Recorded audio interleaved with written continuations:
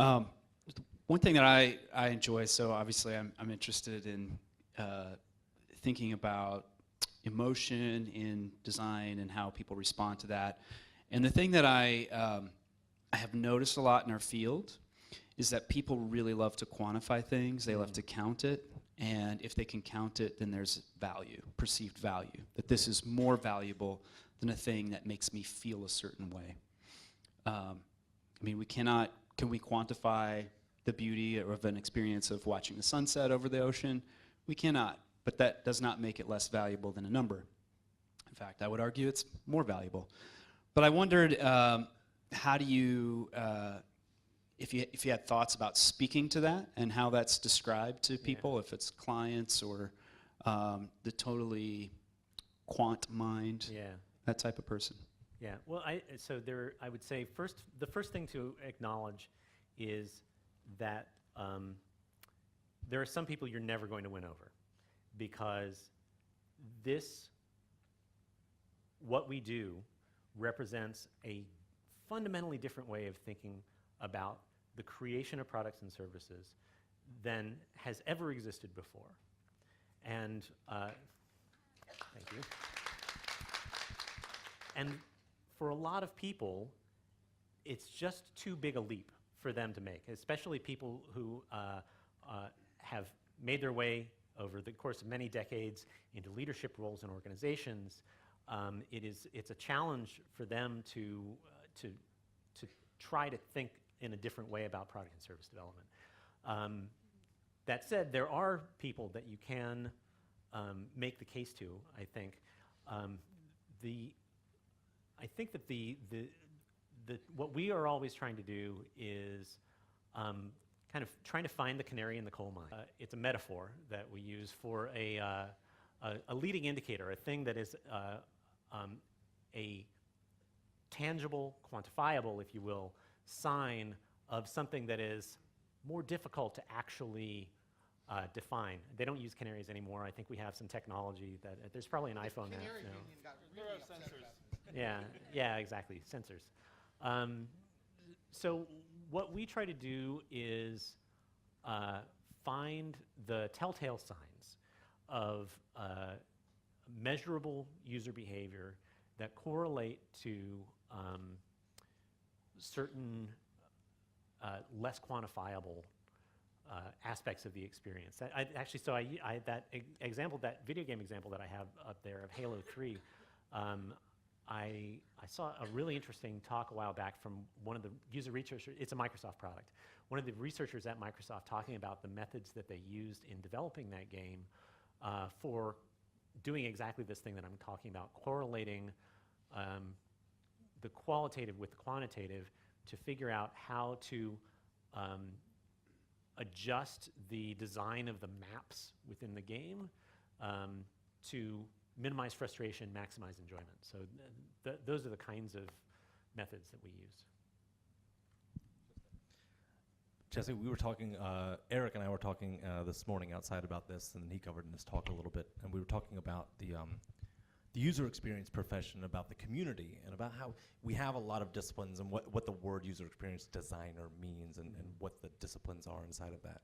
And when you look at your talk and the different aspects, cognition, emotion, and all of these, and the labels that we have attached to that, information architect, interaction designer, so on and so forth, there seems to be a tension, right, in the community between broadening and calling ourselves user experience versus another side of it that moves toward this hyper specialization. Say, well, I'm now just an interaction designer. You know, I'm not really an information architect and so on. Do you think, I mean, as we look over the next 5, 10 years of our discipline, our community, are we going to see more of this sub-specialization and labeling, or do we see a broadening where people go, you know what, we're all just experienced designers? I don't know what's going to happen. I have a point of view, which is that I find that in my work, and among the designers that I've worked with that I have felt were really doing great work, that work is enriched by taking in the broadest possible range of perspectives. And so I think that this tendency to narrow down comes from a place of wanting to assert a strong sense of one's own identity, right? And to say, you know, no, this is who I am, and these are the boundaries of what I do and what I don't do. But when you put up those walls, you end up, I think, paying a price in that you close yourself off from what you could be learning. And to my mind, this field is nowhere near mature enough for us to be able to say, these are the boundaries. And even if it were mature enough to where we felt like we could say that, just thinking about the mandate of experience design, to my mind, it requires us to look as broadly as we can at the whole range of different experiences that people create, to bring that into our work and to learn from it. You wanted to add? You have a perspective. I agree entirely with this simply because I don't think that there is such a thing as a user experience designer. I think that we're all user experience designers. What is our user experience? It's the sum total of a number of interactions, some of which we have control over and some of which we don't. We have an air conditioner that just checked in. Now, either it's too cold for you or it's too hot. Again, this is a subjective evaluation, but it's part of the user experience of being here. Whoever designed the air conditioner had to think about noise levels, so that made that person part of the user experience that we're having here today. And I agree, it's got to be as broad as possible. So don't necessarily call yourself a user experience designer, but accept that you design user experiences. I think that there's a difference there that's critical. So are we then, we're just designers? Is that it? Or even that label's too restrictive, perhaps? Well, I don't know. One of the things that worries me is, number one, the I'm jet lagged. What's the word I want? I don't know.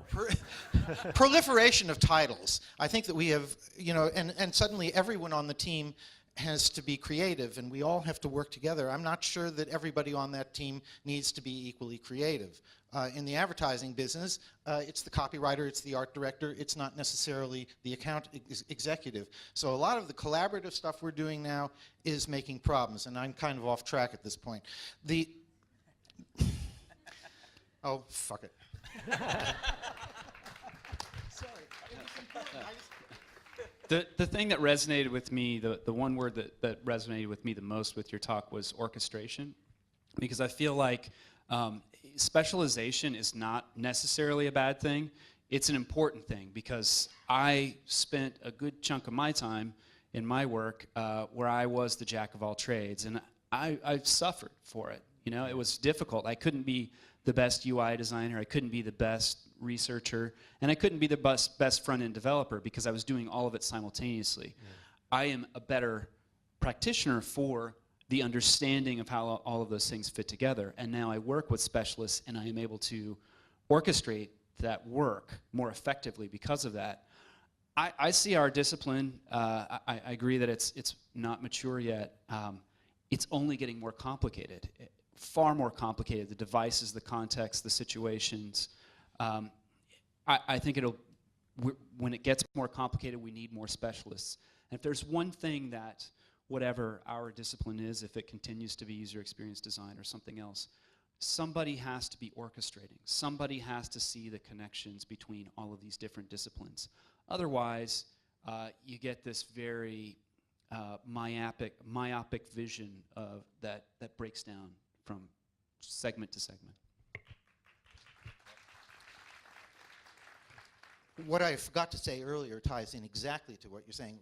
I'm supposed to do a service design workshop tomorrow, and it's really a user experience design workshop, so it's all his fault. He wanted a service design workshop.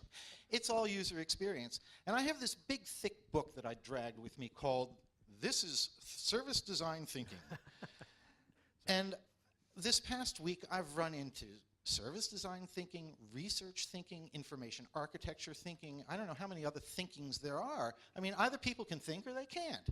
You can either think creatively and you know how to tune in to the intuitive side of your brain, or you don't. And And so that's a kind of specialization that I think that we need to rail against and get people to use their brains in their special areas, but understand that the thought process is the same. It's not what you do, it's how you do it. It's critical thinking, right? And this is the thing that people often comment as not taught well enough in schools. Yeah. People that can think critically, people that can think laterally, those are the smartest people. Interesting, I notice a lot of companies that do well, that have good team dynamics. There's like this Montessori philosophy of the being like self-guided, self-directed, and also like autonomous and plugged in, which I think is very fascinating. I don't know if there's a correlation there, but I see it. I want to ask a question to Jesse, to turn to you. How do you know, when you hire the users, how do you know if it's a good UX designer? What do you look for in a designer? I would say there are a couple of things. One is, along the lines of what Aarron was just saying, I feel that this work fundamentally requires not any particular set of skills so much as it is an orientation toward creative problem solving. And so I'm looking for evidence that someone has that orientation, and it is the kind of thing that really runs pretty deep, I think, in people's personalities. Either they have that orientation or they don't. So there's that. I would say secondly, an ability to communicate their ideas, the ability to tell me why you made the choices that you made, help me understand the thought process that went into them. And then the other part of that is, and this is something that people rarely are willing to do in a job interview, and I'm always impressed with the people who do. Tell me what didn't work. Tell me about the dead ends and the ideas that you had that turned out to be totally wrong.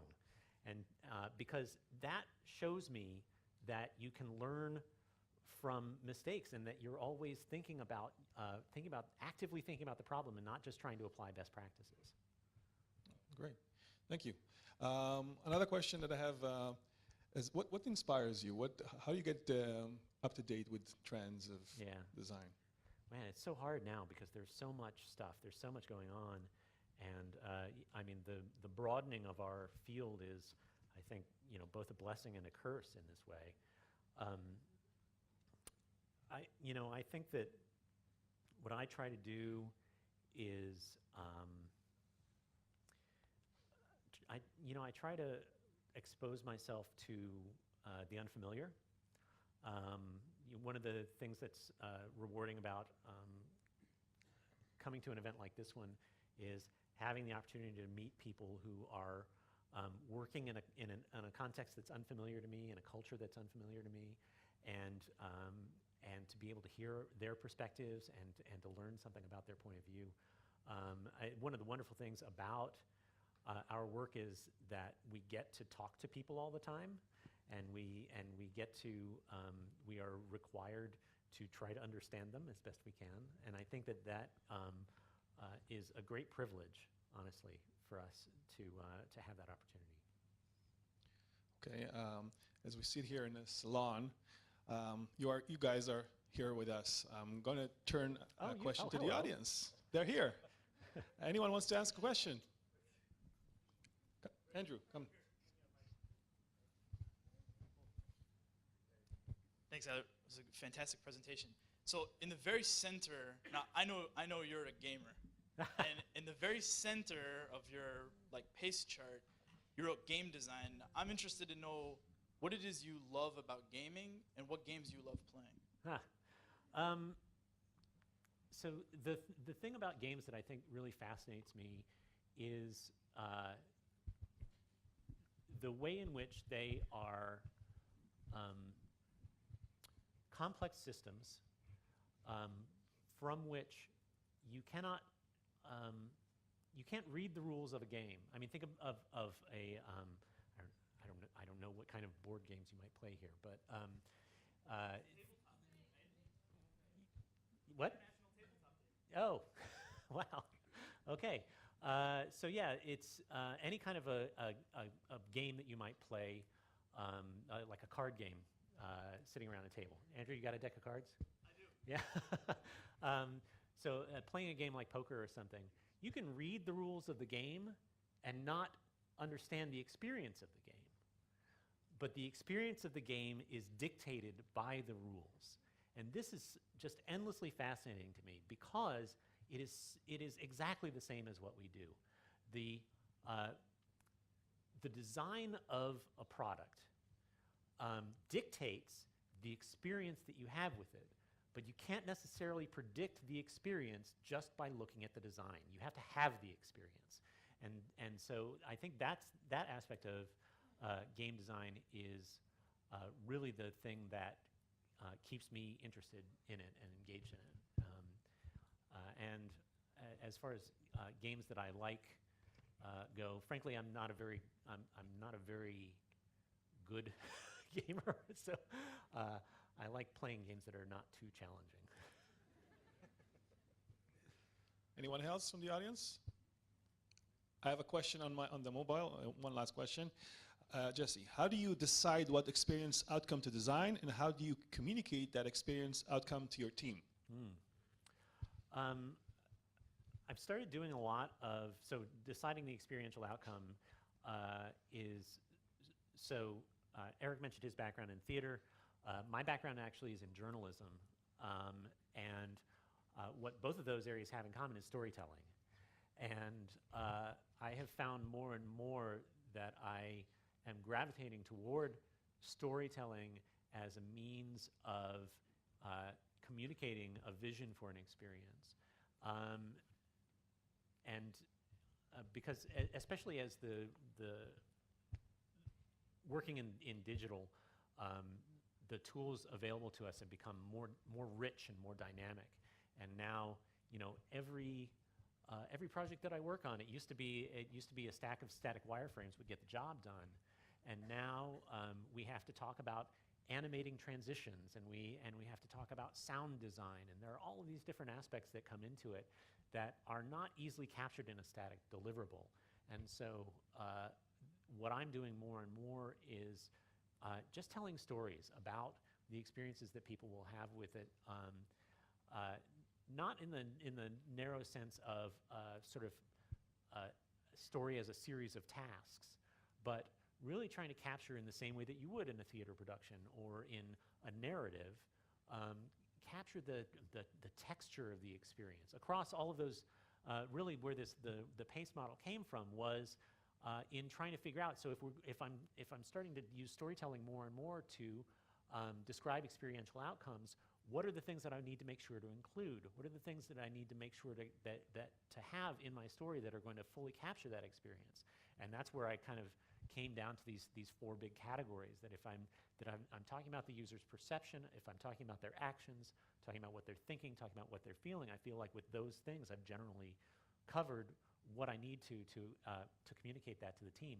And the other thing I would say is that I'm doing that in in much more of a sort of a live performance kind of mode, rather than writing a bunch of documents. But I'm doing a lot more sort of shooting videos for my team, acting things out that they can refer back to. It sounds crazy, but it actually has been a really effective tool. Thank you, Jesse. Hey. So, thank you all for coming. I want to thank all the speakers who came from so far. I want to thank you guys for coming to this conference. Thank you so much. See you. Bye.